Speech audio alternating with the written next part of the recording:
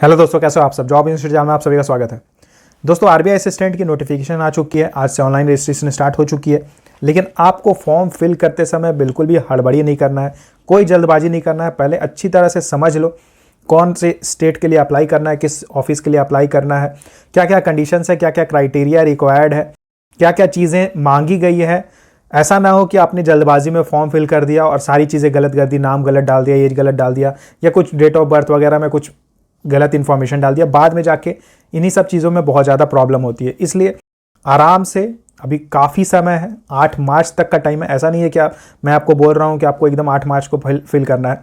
2-3-4 दिन आप वेट कर लो। पहले अच्छे से नोटिफिकेशन को पढ़ो, सारी चीज़ें समझ लो, किस स्टेट में अप्लाई करना है, किस ऑफिस के लिए अप्लाई करना है, ये सारी चीज़ें आप डिस्कस कर लो। कौन सा स्टेट का लैंग्वेज आपको आता है, एलपीटी आप क्लियर कर पाओगे या नहीं कर पाओगे, ये सारी चीज़ें सोचने के बाद ही आपको फॉर्म फिलअप करना है। आरबीआई असिस्टेंट के फॉर्म फिलअप से रिलेटेड अगर आपका कोई भी सवाल है तो आप मुझे कमेंट करके पूछो, मैं उन सब का जवाब आपको दूंगा। तो चलिए, सबसे पहले जो 2 कॉमन क्वेश्चन है जो बहुत ज़्यादा कंफ्यूज कर रहे हैं कैंडिडेट्स को, उसके बारे में हम बात करते हैं। सबसे पहला सवाल है कि मेरे स्टेट में 0 वैकेंसी निकली हुई है, तो किस स्टेट से फॉर्म फिल करना सही रहेगा। तो देखिए, अगर आपके स्टेट से कोई भी वैकेंसी नहीं निकली हुई है, जैसे कि अगर मैं झारखंड स्टेट की बात करूं तो झारखंड स्टेट में कोई भी वैकेंसी नहीं निकली हुई है, तो अब आपको किस स्टेट में अप्लाई करना चाहिए। अगर आपको हिंदी आती है तो आप उस स्टेट से अप्लाई करो जहां पे हिंदी है लैंग्वेज। तो अगर आप चाहो तो कानपुर लखनऊ से अप्लाई कर दो, या भोपाल से अप्लाई कर दो, नागपुर से अप्लाई कर दो, न्यू दिल्ली, पटना, कहीं से भी आप अप्लाई कर सकते हो जहां पे हिंदी लैंग्वेज है। अगर आप सपोज कि आप झारखंड के रहने वाले हो और अगर आप बंगाली है तो आप कोलकाता रीजन से अप्लाई कर सकते हो, अगर आपको बंगाली आती है अच्छे तरीके से। या फिर अगर आपको हिंदी आती है तो आप हिंदी रीजन वाले, जो भी है हिंदी लैंग्वेज जहाँ पे रिक्वायर्ड है, वहाँ आप अप्लाई कर सकते हो। लेकिन यहाँ पे आप एक चीज़ देख लेना कि अगर आप चाहो तो जो भी आपके घर के जो नियरेस्ट रहेगा वहाँ से आप अप्लाई कर दो, क्योंकि अभी जो वैकेंसी भी निकली हुई है यूनिफॉर्मली डिस्ट्रीब्यूटेड है। मतलब बहुत ज़्यादा कहीं ऐसा नहीं है कि किसी स्टेट में बहुत ज़्यादा वैकेंसी निकली, किसी स्टेट में बहुत कम वैकेंसी निकली, ऐसा नहीं है। तो आपको जो भी अच्छा लगे स्टेट, वहाँ से आप अप्लाई कर सकते हो, क्योंकि बाद में फिर यहाँ ट्रांसफर्स भी होते हैं, तो आप अपने स्टेट में ऑटोमेटिकली ट्रांसफर होकर आ जाओगे, तो इसमें कोई इशू नहीं है। अब दूसरा सवाल है कि मेरे स्टेट में तो वैकेंसी निकली हुई है लेकिन मेरी कैटेगरी में 0 वैकेंसी है, तो मुझे किस कैटेगरी से फॉर्म फिल करना चाहिए, या क्या मुझे अपने स्टेट से फॉर्म फिल करना चाहिए या फिर किसी दूसरे स्टेट से फॉर्म फिल करना चाहिए। तो देखिए, अगर आपके स्टेट में वैकेंसी निकली हुई है लेकिन अगर आपके कैटेगरी में 0 वैकेंसी निकली हुई है, जैसे अगर मैं एक एग्जांपल लूं, भोपाल में वैकेंसी निकली हुई है अच्छी खासी, लेकिन ओबीसी कैटेगरी में भोपाल में 0 वैकेंसी निकली हुई है, तो अब क्या करना चाहिए। तो देखिए, आपके पास 2 ऑप्शन है। पहला ऑप्शन तो ये है कि आपके नियर में कोई भी जो भी स्टेट हो जहां वैकेंसी निकली हुई है और आपके कैटेगरी में वहां भी वैकेंसी निकली हुई है, तो आप वहां अप्लाई कर दो। आपको कैटेगरी का बेनिफिट भी मिलेगा, रिजर्वेशन का भी बेनिफिट मिल जाएगा। हाँ, लेकिन आप देख लेना कि वहां की लैंग्वेज आपको आनी चाहिए, तो ही आप अप्लाई करना। तो ये एक चीज़ हो गया। अब दूसरा कंडीशन ये है कि अगर आप ये बोलते हो कि भाई मेरे कैटेगरी में भले ही वैकेंसी नहीं निकली हुई लेकिन मेरे स्टेट में वैकेंसी है, तो मैं अपने स्टेट से ही अप्लाई करूंगा।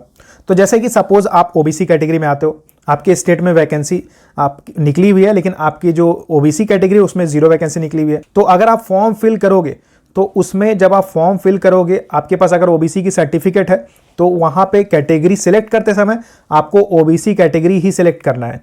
ऐसा नहीं कि आप जनरल कैटेगरी सेलेक्ट कर लेना। अब इसका रीजन क्या है, अगर आप ओबीसी कैटेगरी सेलेक्ट करते हो, इसका फायदा आपको बाद में होगा। अभी तो सिंस वहां 0 वैकेंसी निकली तो आपको फायदा नहीं होगा, लेकिन जब आपका सिलेक्शन हो जाएगा, उसके बाद जब प्रमोशंस का टाइम आएगा, तो उस समय सिंस आपने वहां मेंशन किया था कि आप ओबीसी कैटेगरी से बिलोंग करते हो, तो आपको ओबीसी कैटेगरी का वहां पे फायदा होगा रिजर्वेशन का, कि आपका प्रमोशन फास्ट होगा।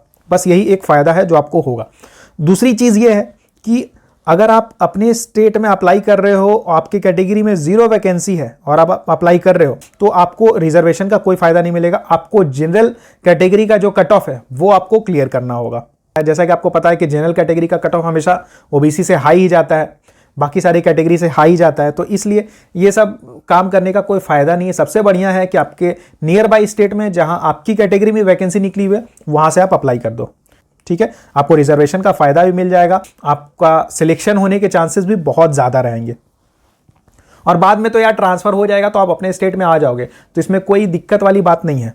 एक बात और मैं आपको बता देता हूं कि अगर आप एज रिलैक्सेशन ले रहे हो और आपके स्टेट में आपकी कैटेगरी में 0 वैकेंसी है, तो अगर आप जनरल का कट ऑफ क्लियर भी कर लेते हो ना, तो भी आपको डिस्क्वालीफाई कर दिया जाएगा। उसका रीजन ये है कि आपने एज रिलैक्सेशन लिया हुआ है ओबीसी कैटेगरी के लिए, लेकिन आपके स्टेट में ओबीसी कैटेगरी में तो 0 वैकेंसी है, कोई वैकेंसी निकली हुई है, तो आपको एज रिलैक्सेशन किस बात का मिलेगा। तो इसलिए मैं आपको बता दे रहा हूं कि किसी तरह की भी कोई रिस्क लेने की जरूरत नहीं है। आपकी कैटेगरी में, आपके स्टेट में अगर वैकेंसी नहीं निकली हुई है तो आपके बगल वाले स्टेट में जहां आपकी कैटेगरी में वैकेंसी है वहां से आप सिंपली अप्लाई कर दो। और यार रिजर्वेशन का फायदा उठाओ, ये बहुत बड़ी बात है। रिजर्वेशन के कारण अगर आपको 1 मार्क्स का ही फायदा हो जा रहा है, 0.5 मार्क्स का भी अगर फायदा हो जा रहा है और आपका सिलेक्शन हो जा रहा है ना, ये बहुत बड़ी बात है। इसलिए रिजर्वेशन का फायदा जितना ज्यादा हो सकता है उतना ज्यादा उठाओ। और रीजन वाइज भी यहाँ लिखा हुआ है कि ट्रांसफर हो जाता है, तो इसलिए आपको कोई दिक्कत नहीं है। 1-2 साल में आपका ट्रांसफर हो जाएगा, आप अपने स्टेट में आ जाओगे। मैं आपको बार बार बोल रहा हूं कि अभी एकदम हड़बड़ी में फॉर्म फिल करने की जरूरत नहीं है। 2-3 दिन 4 दिन का समय लो, अच्छे से डिसाइड कर लो, सारा एलपीटी वगैरह देख लो कि कहाँ के लिए कौन सी लैंग्वेज चाहिए, कितना कट ऑफ जाता है, कितनी वैकेंसी निकली हुई है, उसके अकॉर्डिंग फिर आप अप्लाई करो। और हाँ, अगर आपको आरबीआई असिस्टेंट से रिलेटेड कोई भी कंफ्यूजन हो, कोई भी सवाल हो, फॉर्म फिलअप से रिलेटेड, प्रिपरेशन से रिलेटेड, तो आप मुझे कमेंट करके पूछो, मैं आपके सारे क्वेश्चन का जवाब दूंगा। सो वीडियो अगर अच्छी लगी हो तो वीडियो को लाइक कर दो, ज्यादा से ज्यादा शेयर करो, और अगर आप चैनल पर नए हो तो यार चैनल को सब्सक्राइब जरूर कर देना। Thank you and all the best.